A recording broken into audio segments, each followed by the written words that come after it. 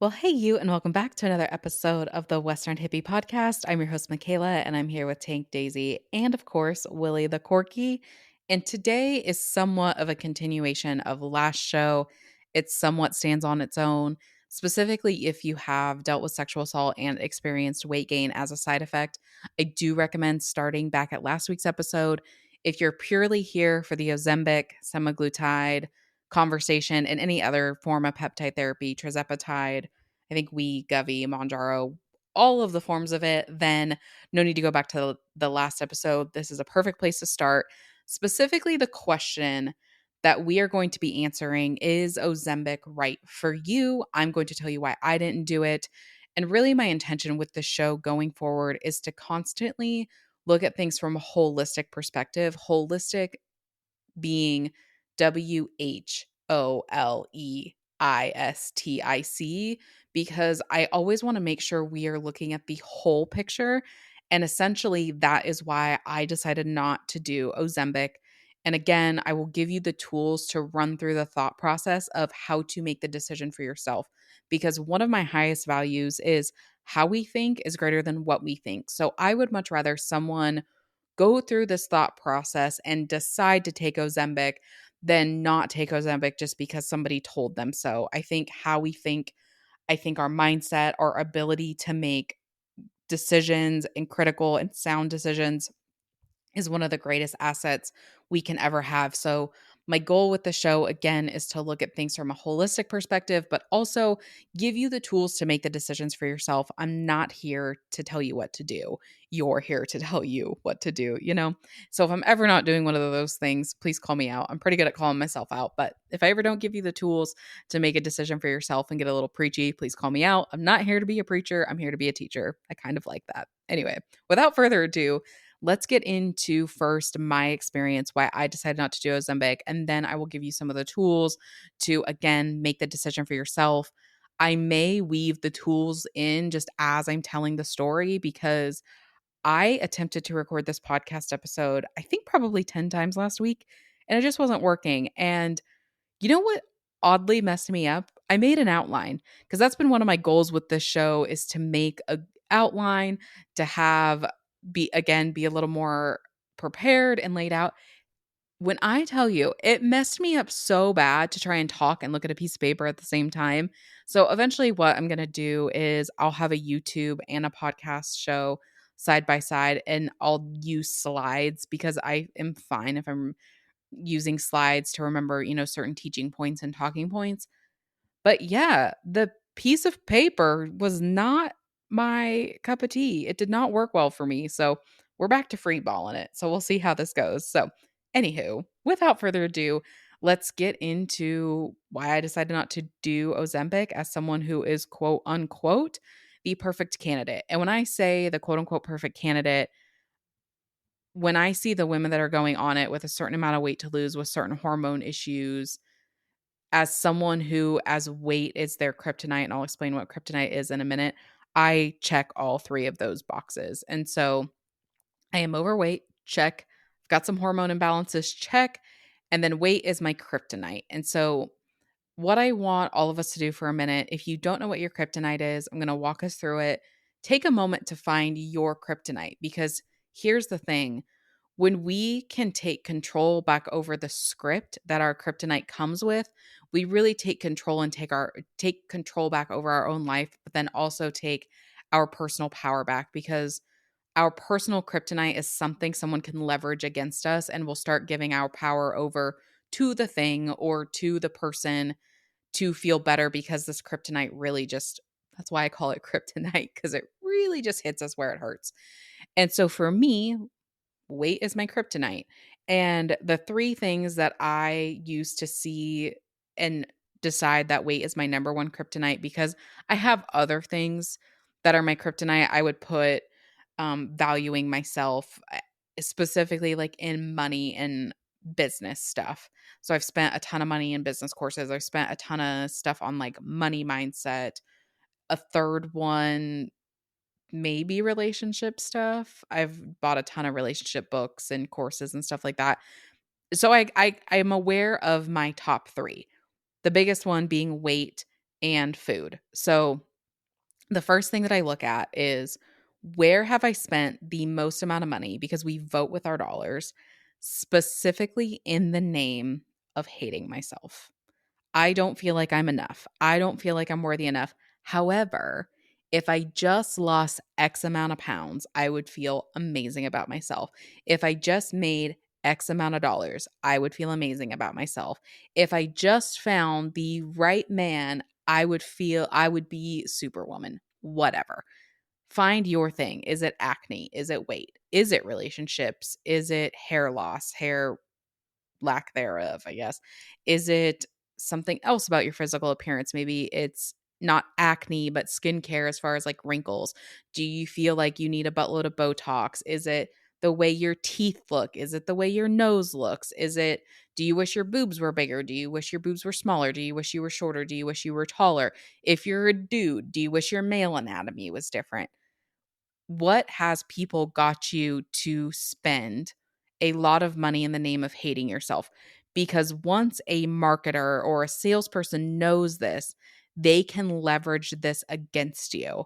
And therefore, you're also more likely to betray your own values because of the leverage someone has against you using your own kryptonite. So, for me, again, I'm just going to keep using the replace when I'm talking about weight. If your kryptonite isn't weight, I'm guessing it is, since we're specifically here talking about Ozempic, but maybe it's acne, some of the other things that I listed, relationships, boob size, penis size, whatever, doesn't matter. Um, you're also more likely to betray your own values. So take this. So for me, I watched a documentary called Hungry for Change when I was 17 years old, 12 years ago, that said if you take a medication, whether it be a prescription or a over-the-counter pharmaceutical, you have to heal twice. Once from the ailment you were originally seeking the medication for, and then twice from the medication itself. So I watched that, and in my head, I only like to do things once if I can help it. So I'm just going to bypass that whole second time thing and just go straight to what's actually going to heal the root of the issue, which has become my number one value.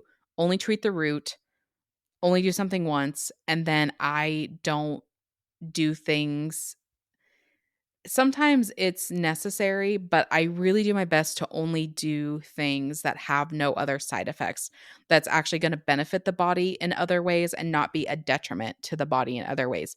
So, those would be like top three of my values when I'm looking at the body and how to heal the body. However, when it comes to weight, I am more likely to betray those values and try something different, which is what happened to me, for me, whatever we want to use. So it was late 2021, and I really wanted to get my hormones adjusted. I wanted to get them regulated. One of the reasons I wanted to get my hormones situated was I had heard for a lot of people that once they got their hormones situated, like the weight just fell off. I've really been on this journey to find out, can we actually lose weight in a really easy way? Like if we just get these ingredients, if you will, right? Can weight loss actually be easy?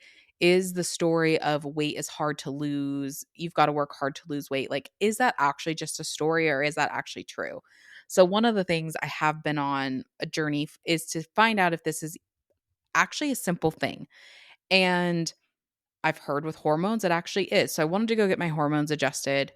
I had went to someone, I went specifically for the Wiley protocol. I'll get into this in another episode, but really had discovered that my intuition was just kept telling me no, but this lady had like said all the right things and her website said all the right stuff, and I just really thought, no, I'm going to try this. I'm going to see this through, even when my intuition was telling me absolutely not. So I go get my blood work done for the hormones. She says that she can't diagnose me with PCOS because I technically don't have PCOS, but my labs show that I am on the verge of PCOS. The metaphor that she used is that I was on the edge of the cliff and she wanted to back me up off of the cliff. I thought that made sense. And again, after I got into biohacking when I was 19, I learned to weigh the pros and cons of prescription meds a little bit. So sometimes, even if it does cause another side effect, if the pros still outweigh the cons, it may then be worth getting on a pharmaceutical, for example. And so that really helped balance me out. I really had not taken a pharmaceutical since I was 17 and thought, you know what? Maybe it's time to try it. Maybe it's time for me to just broaden my horizons a little bit. I don't know what I was thinking. I was not listening to my intuition. That's all I know. And I try all of this. She put me on this, like they call it the cocktail, I think. And she puts me on metformin, spiralac.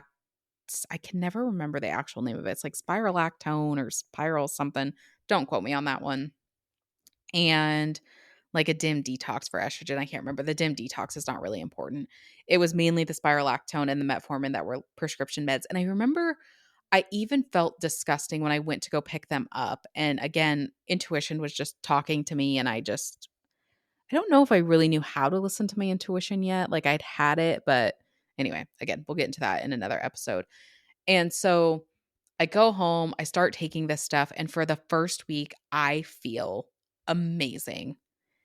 And I think because I felt amazing for the first week, maybe 2 weeks, like 10 to 2 weeks. I'd have to look back on my phone to get the exact timeline because I can usually remember pictures.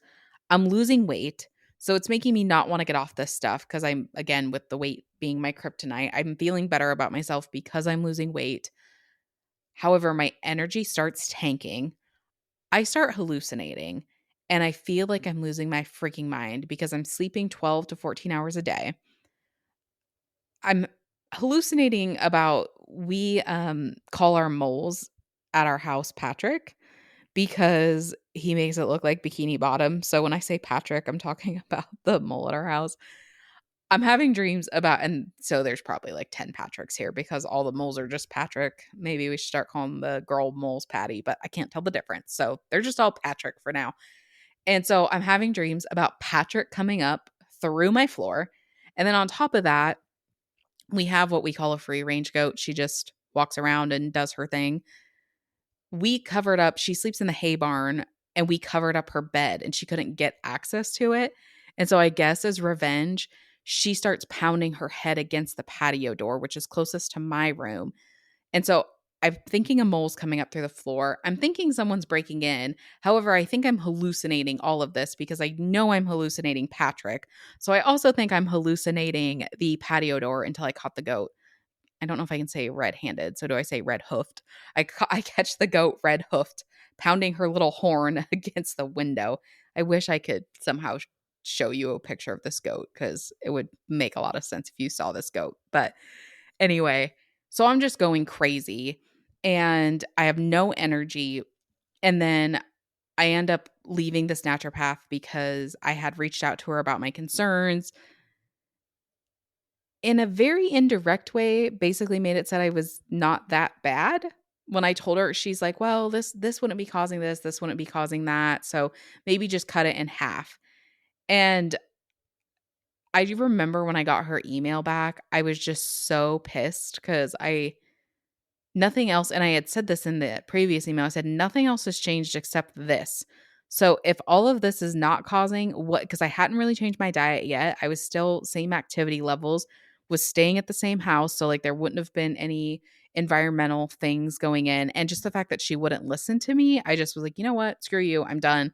Didn't even email her back, just started going and looking for another naturopath because now I felt like I needed some help fixing whatever this issue was. And so I find another naturopath. We go, I'll link this in the show notes because I highly recommend this test still. It's called the Dutch tests, DUTCH. And it's a urinary sample, but it's a urinary sample that you take 5 times throughout the day. So I think you'd have to do it on like day 19 if you're a woman. I believe they have a Dutch test for men as well. Um, but you take it on days like 19 to 20 of your cycle or something. And yeah, you just test throughout the day. So this was showing where all of my hormone levels were throughout the day. So super helpful. And what we saw from that test was my blood sugar levels actually weren't bad. It was my cortisol that was really messed up. And so when I got put on metformin, it made me hyperglycemic, which was causing the hallucinations. And then the spiral, whatever that I can never remember the name of, was cutting off my testosterone. However, which was the point of it. However, what my lab showed is that my main two sources of energy at the time was the fact that I did have stable blood sugar and my testosterone, because for that's part of the PCOS thing is like high testosterone for a female. But that was, and I do have high testosterone for a female. However, those were my only few sources of energy. So when you just cut those off at the knees, now I basically don't have any sources of energy, hence sleeping 12 to 14 hours a night, plus taking a nap, still feeling depleted. Now I'm hallucinating. And then on top of hallucinating, because I'm hyperglycemic, I'm extremely freaking tired, which I think was making the hallucination part worse because exhaustion. It was rough. It was a rough month and a half or two. And so go to this other naturopath, get things straightened out. And because since I did feel better on the metformin, it did seem to be helping, like with my cortisol and a few other things. One of the things that was presented was Ozempic. And it was very tempting. At the time, I think I'd read a little bit about peptide therapy. I still read from reading that first biohacking book when I was 19. I still read biohacking books from time to time or blogs and do my best to stay up with the new data and science. And I think Tony Robbins had just published Life Force, I believe, and he had talked about peptide therapy and hit in that book. And so I was very tempted to try it.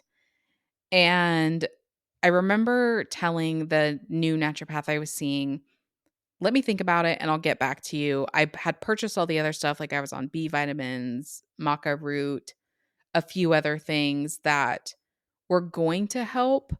Um, but from talking to her about this peptide therapy at the time was Ozempic, it was very tempting. So now I'm going to walk through the question specifically why, as I quote unquote, the perfect candidate, decided not to do Ozempic. I'll take you through my thought process and why ultimately I decided it was no. Because again, back to the holistic perspective, it's looking at everything through the whole image and not just a single area of life. Because if I only was looking at this through a physical aspect, which AKA is that kryptonite for me, weight gain, my appearance, 110% I would be taking Ozempic without a doubt, or would have taken it without a doubt. And I really think because of that experience I just had with metformin, I was not willing to betray my values again, because when I was looking up Ozempic, it was not a natural form of a peptide, it was a synthetic form of a peptide. Having just hallucinated about um a mole coming up through my room when I was trying to sleep, was not really willing to do that again. Again, Ozempic is not metformin, it is a little different. But in my gut, and at this point, I'm starting to listen to my intuition again because I didn't want a repeat situation of what had just happened with the previous naturopath. I knew it wasn't going to solve the issue. So if you did listen to last week's episode, I'm not going to go into depth here. But the first thing we have to do before we decide to do something or not to do something about our physical health, about our working life, any major decision that's going to affect our life, we have to first get to the root of the problem. And when I get to the root of my weight problem, it is not an Ozempic deficiency. It is not. Is my body not producing enough of that peptide? Probably. But there was a reason it quit producing enough of that peptide, and that's what we have to get to. Why did my body shut down this process in the first place? 9 times out of 10, 10 times out of 10 most likely, but we're going to leave the 1/10 for shits and giggles, I guess, is because there's somebody out there that's like, there's no way it's 100% of the time. Keep experimenting. Let me know how it goes for you, because I have not found a disease or an illness that does not link back to an emotional root cause of some sort. So the first thing we always want to do is get to the emotional root cause of whatever our issue is and then go from there. So when I get to the emotional root cause of this weight gain, It is not feeling safe in my body. It is feeling violated. It is a desire to make myself less attractive so that, again, I am safe. And Ozempic is not going to solve that for me. And so when I get to the root of that, I'm like, okay, here's the issue. Ozempic's not going to solve that for me. So if I'm making a T chart, that's like one mark in the reasons not to do it. So that's the first holistic thing that I'm looking at is what is the emotional root cause? Is this going to solve it for me? Okay, no. The second thing I'm looking at is especially after the metformin thing and a few other things, I don't like to give my power away to external things. I think that's how we create addiction. I think it's how we create dependence. And so if I'm relying on this peptide therapy to help me lose weight, I have now given my power away to that thing. And the only time I'm looking for something to help me outside of myself is if it is helping me um with so for an example, like there's this lotion, this magnesium and wild yam cream that I use at night. I don't use it because I think it's solving the issue. I do it because I that's just a way of me caring for myself and letting myself know that I matter. So really the only time I'm looking to take things because again, helping ourselves matter, helping ourselves feel good about ourselves does actually help me with feeling more safe because if I'm listening to my intuition, then my body starts to feel safe because my body's like, okay, I know she's listening to me. I know she's putting boundaries where we need to put boundaries on. So if the thing is helping me with that, that's when I would use something outside of myself. So that became another check mark of is this giving my power away? Am I becoming dependent or reliant on if let's say I take this Ozempic for a year, 6 months, whatever, if I go off of it, inside, if I ask myself, do I feel like I will put the weight back on? Absolutely. Okay, you've now just given your power away. So again, we're talking about weight here, but even if it's an acne cream or Botox, like if you feel like you quit doing this, do you feel like the result would go away? If it's yes, that means you've just given your power away. So that is another thing that I'm looking at. Like, okay, so now I've got two check marks in the no T chart of should I take Ozempic? Okay, boom. Okay, there's two. Those are my main 2 that I'm looking at. So once both of those things are a no for me, I'm not gonna do the thing, and I'm gonna go start finding out what is actually gonna get me to the root cause and what is actually going to heal the root cause. Because the thing is, when we don't heal the root cause, that is when we start creating the patterns of yo yo dieting. That is when we start creating the pattern of nothing working for us, even though it's worked for everything else. It's because we've given our power away and we have not gotten to the root cause. And then the third thing that I will actually add into here is do we feel worthy of having the result that we want? Because I'm going to do a different podcast on this, but ultimately nothing will ever work for us if we don't feel worthy of it in the first place. And so if those three things are in place for me, I know that doing Ozempic or any of these other form of peptide therapies, it's going to be in the pattern of everything else has before. It's going to work for some time and then it's going to be a bounce back. It's going to work for some time and it's going to be a bounce back. I don't want that in my life. I don't want to keep having all of these rebounds. I want long-term sustainable success. And again, if something doesn't get to the root cause, if something takes our power away from us, and if we don't feel worthy of it in the first place, then we're always going to go back into that cycle of rinse, wash, rinse, repeat. And I don't know about you, but that also reaffirms the feeling shitty. And I think like one of the things that's really stuck with me throughout all the things I've tried throughout the years is the definition of insanity is doing the same thing over and over again and expecting a different result. And here's the thing. Ozempic's not the same thing as metformin. Metformin's not the same thing as keto. Keto's not the same thing as paleo or counting my macros. What is the same out of all these different diet and things that I've tried is the energy behind it. And if the energy behind it is I am doing this so that I can feel better about myself or so that I don't hate myself anymore, it is the same pattern. It's just it's so weird. it's yo-yoing, but with a different yo-yo. But it's still, you're still like with the yo-yo, just going back and forth, back and forth. And I just don't want to have the yo-yo anymore, like quite literally and quite metaphorically.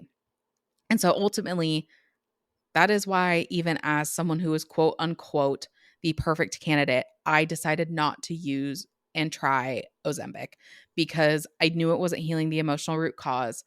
I knew it was taking my power away. And for me, the thing of feeling worthy and the safety, that was also not in place. And so I decided that it was a no.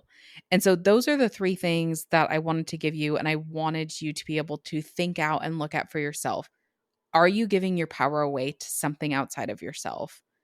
Do you have the same energy going into this as you have with all these other healing modalities, crash diets, fad diets, whatever you want to call it? Are you doing it in the name of hating yourself? And then ask, are you doing the same thing and expecting a different result? Because it's less about what we're doing and more about how we're doing it. So take a look at those things. Take a moment, make a T chart of here are the pros and cons. Here's why I feel like I should do it. Here's why I feel like I shouldn't do it. And ultimately, if this isn't healing the root cause, it's not going to solve the issue.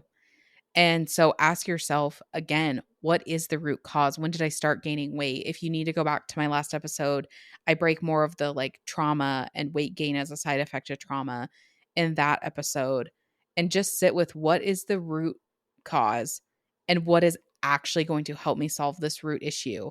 Is it more of an emotional issue? Is Ozempic or semaglutide or tirzepatide, is this actually going to solve the root issue? Because I know plenty of people that have lost a ton of freaking weight on Ozempic, and guess what? They still fucking hate themselves. And as someone who has lost 50 plus pounds a couple of times over the years, I think that is a worse feeling than feeling overweight, is having the body image you thought would solve all of your issues, still looking in the mirror and hating the person that's looking back at you. So maybe that's the last question I'll leave you with is, how can you start to love and accept yourself as you are today? And one of the things is we tend to look at all the negative sides of weight, but also look at what weight's done for you. Like I said in the last episode, and here is, my body was just trying to protect me from very perverted men. And even when the adults around me didn't know what was going on, my body did and did everything she could to try to protect me. So there's a few positives.